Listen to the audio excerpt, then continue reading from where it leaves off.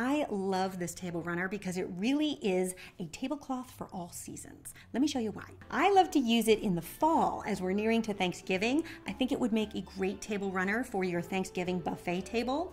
I like to use mine with accents of white and green because I think that works really well against the natural jute color. Then as we get closer to Christmas, because of its green stripe, I think it also really works well for a Christmas table.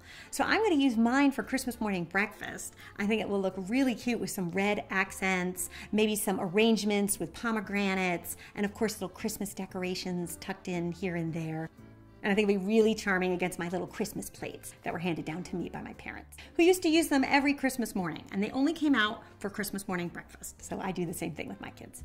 And then as we get closer to the warmer months and you're thinking about entertaining outdoors, you can bring it outside too. It works really well for outdoor entertaining because of that natural jute, and I think that beautiful green stripe works really well with succulents. So I like to take a collection of succulents, put them on the table, maybe bring out some lanterns, some citronella candles.